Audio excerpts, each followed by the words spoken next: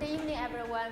The title of my presentation is Selective Data Replication for Online Social Networks with Distributed Data Centers.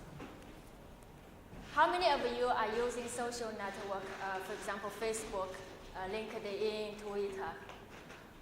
Yeah, most of us are using the social networks. And when you try to access the data from your friends, for example, you want to post comments on your friend's wall, and you want to make a comment on his pictures, videos. Do you know where you get the data? Do you know it? And do you know how many data centers are there in Facebook? How many of you know it? Okay, yeah, so basically, we always need to access the data centers to fetch data. If we visit our friend's account, that means we visit the data. If we post the comments, that means we update the data. So now, today, I'm going to tell you how Facebook works. We know that the number of users in Facebook has been increasing very rapidly. So in 2013, there were already 800 million monthly active users. And there are a lot of users outside of the US. For example, here in 2011, 70% of the users are outside of US and Canada. And now in this year, 80% of users are outside of US and Canada. So let's see. In Facebook, there are 5 data centers. You can see the red stars means data centers. So if a user in Europe wants to use Facebook, the user might experience a long latency. So because Facebook has the data centers in US and the users are globally distributed worldwide.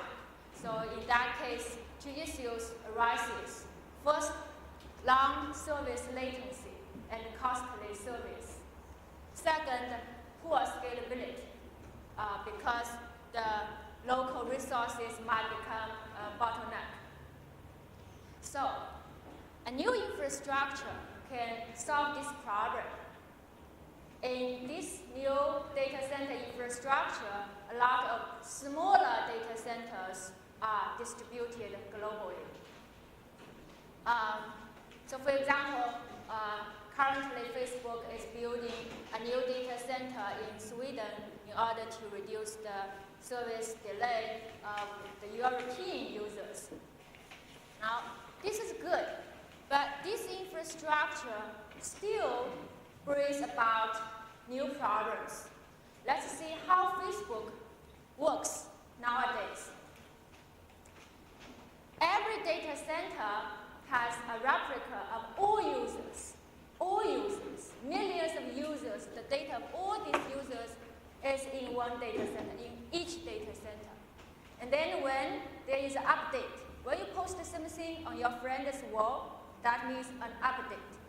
When there's an update, the slave data center will push the update to the master data center. There's only one master data center. And then the master data center will push the update to all other data centers. So you can see, this protocol is called Single Master Replication Protocol. So you can see, if this new infrastructure uses that single slave master protocol, there will be tremendously high load because there are a lot more data centers. Then the master data center needs to broadcast a lot of messages to all the data centers. And plus, there are 10 million updates per second. So that protocol is not suitable for this new infrastructure. Then how to solve this problem? We can use locality-aware mapping that stores a user's data to his or her geographically closest data center. For example, users here, the user I's data is in this data center. Other data centers don't have to replicate user I's I's data. And then because most of user I's friends are nearby, so user I can access the data of himself or of his friends. However, there's another problem. Frequent interactions between faraway users lead to frequent communications between data centers. For example, user I has friend user J in this location. In that case, when user I wants to access user J's data, when it wants to view video, picture, comments, then this data center must contact this data center to fetch the data back to user I. So you can see the circles here. Actually, these circles are friends of my students. So we are in Clemson, South Carolina. You can see most of their friends are in that location, but they still have friends in other places. So if a user in Clemson wants to visit friend's data in this location, there will be a inter-data center communication. Now, so the goal of this work is to reduce the inter-data center communication and still achieve low service latency. So for this goal, we proposed the SD3 selective data replication mechanism in distributed data centers. So there are 3D, D3D, so I call it SD3. It has three components. One, globally distributed data centers plus locality-aware mapping, which I already introduced. Second, selective data replication.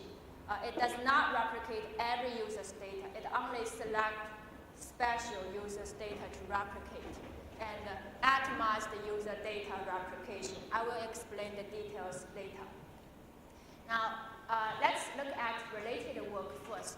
So in the previous work, one group of work studied Facebook communication pattern, and those works found that there exist communication communities because friends tend to communicate with each other more frequently than non-friends.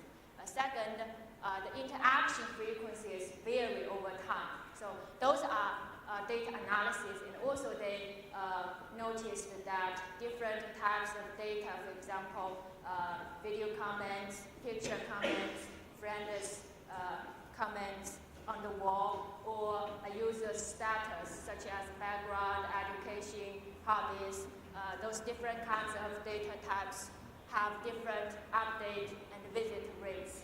It's very intuitive, right? When you are using Facebook, you always post comments on the wall, but you may not update your status very frequently unless he changes his job or places. Now, the other group of methods try to improve the scalability of Facebook. One work, which is published in SIGCOMM 2010, suggests collecting the data of users and the users' friends in the same server within one data center. So we can extend it to inter-data center file replication. Another work, which is published in Connext 2010, suggests distributing region servers acting as Facebook service proxies by replicating data. Basically, they deploy servers, small servers all over the world to replicate, access the data. So the data center doesn't have to go all the way to the US to get the data. It can just get data from the proxy. We know that there are a lot of replication methods in P2P cloud areas. However, those methods cannot be directly adopted because they don't consider the social interconnections between friends. Now, all right, let me present our analytical results of our fraud data from one online social networks, which serves as the foundation of our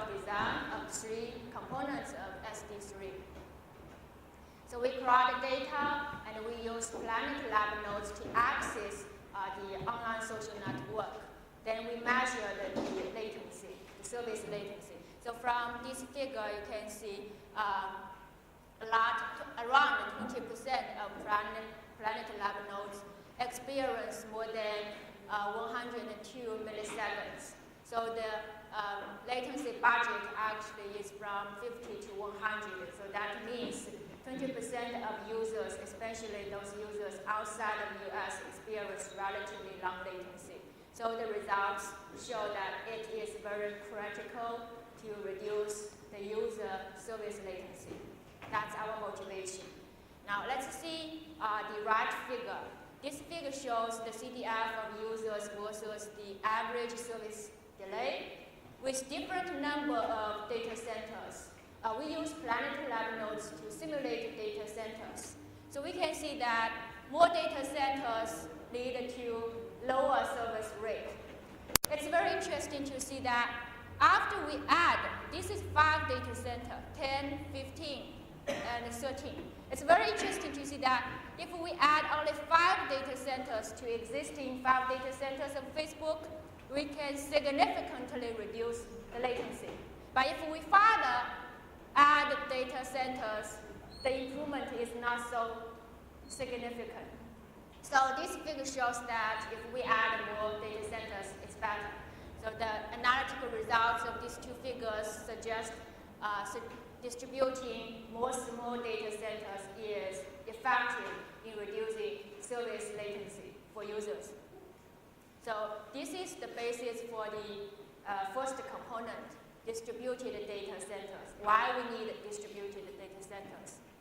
Next, basis for the second component, selective data replication. This figure shows the CDF of friend pairs versus the average interaction rate. So usually people always say friends tend to communicate more frequently than non-friends. Is it true? So actually, previous study already showed it's not true, and also it's confirmed by our study. We can see that friend relationships do not necessarily mean they have frequent visit rate and update rate. Even though two users are friends, their interaction rate might be low. So this figure shows that if we replicate the data of users and their friends in one server, this method is not effective because they may not contact with each other very frequently. The right figure shows the CDF of friend pairs versus interaction rate variance. So basically, it shows that the interaction rate varies over time. Sometimes they frequently contact with each other, sometimes the interaction rate goes down. So that means if we want to measure visit rate and update rate, we need to periodically measure these two metrics. So this is the basis for the second component. Now let's see the basis for the third component, atomized data replication. Atomized data means for one user's data, actually there are different elements. Status, comments for the video, comments for the picture, and friend post. So we studied the update rate of different types of user data, and we can see that different types of data have different update rate. It's very obvious. We always update the wall, but we hardly update our status and video and photo. Also, we don't leave comments a lot. Now, the second and the third figures show the update rate of status and friend posts on the wall over time on each day during 3 months. So we can see that the rate varies a lot over the time. So that means the results suggest that exploiting the different visit rate and update rate of atomized data to make a decision of replication separately. For example, a friend posts it updates very fast. So if I have a replica of friend post, maybe it will generate a high update cost. It might not be worthwhile. So we need to consider different types of data. And we try to avoid replicating infrequently visited and frequently updated atomized data to reduce inter-data center updates. So this is actually a key idea in our work. We try to avoid replicating infrequently visited and frequently updated atomized data. If you don't understand it, please let me know. So this is very critical idea in this work.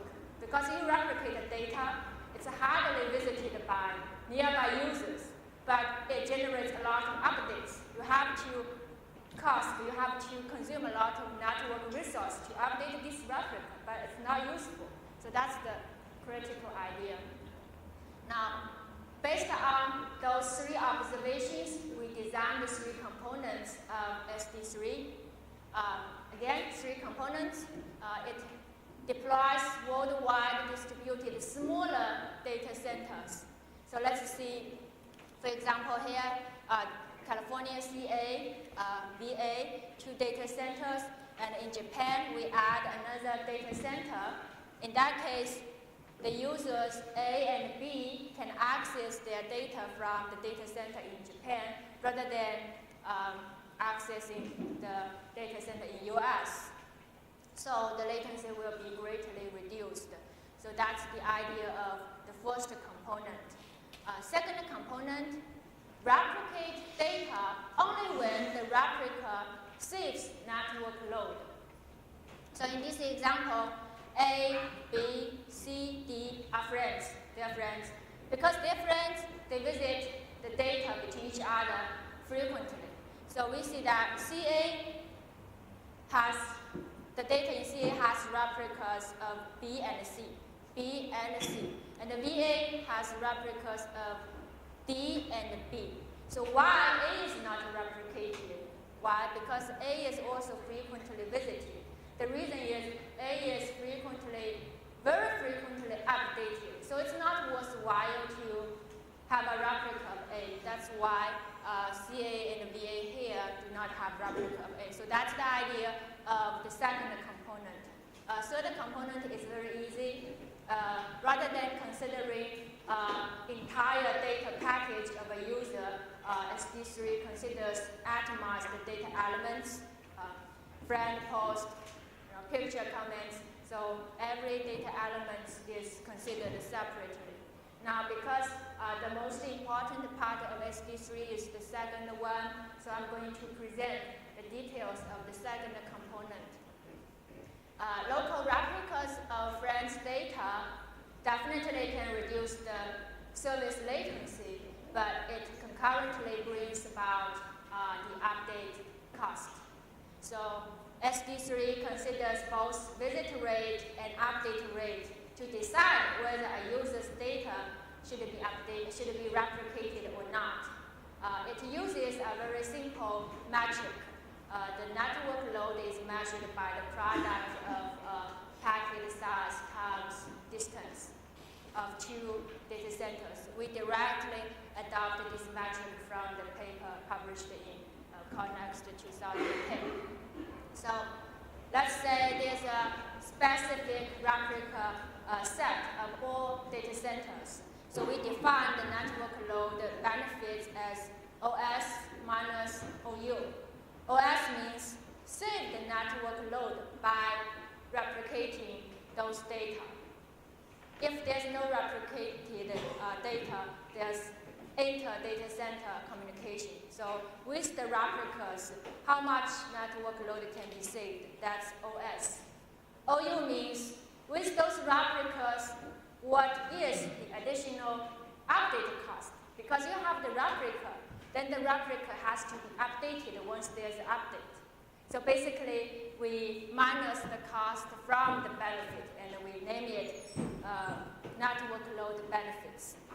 Now, the goal of this work is to maximize B total globally and to achieve this goal, we let each data center individually decide whether it needs to replicate a user's data or not.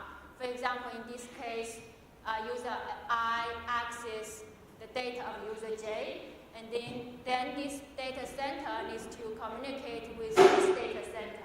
So this data center needs to calculate whether it's worthwhile to have the replica or not. Okay, so it uses this equation.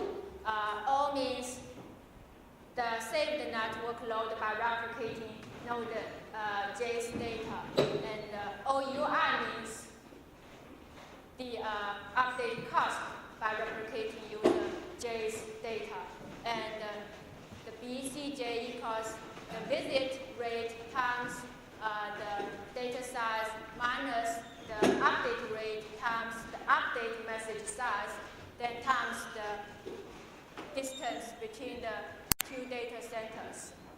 And then this data center will check whether it's greater than 0 or not. If it's greater than 0, that means the replica brings about some benefits, then the data center can have a replica of user J, otherwise it does not. But the visit rate and update rate may vary over time. So in order to avoid the frequent replica creation, deletion, we set two thresholds, Tmax and Tminimum. So when BCJ is greater than Tmax, the data center creates a replica of node J's data. If the metric is less than Tminimum, then the data center will delete the replica of node J's data. All right, so we use the example to analyze the performance of SD3 compared to the SPA, which was published in SIGCOMM 2010, and RS, which is published in Connect 2010. SPA replicates the data of all users and the user's brands in one data center. And IS deploys proxies to replicate access the data. So these 7 nodes are friends, they communicate frequently with each other, and they are located in 2 locations. So because of the time limit, I'll skip the details. Finally, we can see SD3 has lower inter-data center communication. V means visit rate, and U means update rate. So that's selective data replication. And then in order to further enhance the performance, SD3 considered atomized user data replication. It's very simple. Basically, every data center considers every data element rather than a whole package of user data in deciding replication. All right, let me present the experimental results. The experimental setting is based on our crowd data and the previous reference. We compared our method with SPA, with RS. RSL means the cache timeout is 90 days. ISS means this is large, this is small. S means the cache timeout is 1 day. And we also measured the performance of SD3 without replication methods. We name it locality map as a baseline for reference. So from this figure, we can see the number of total replicas of SD3 is small. It's larger than RSS because RSS deleted the replicas after 1 day.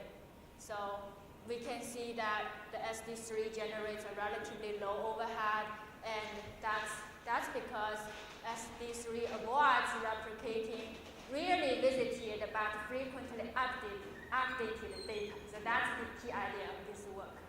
Now, this figure shows the percent of reduced network load over local map versus the day index in trace data. So we can see that SD3 saves the highest network load.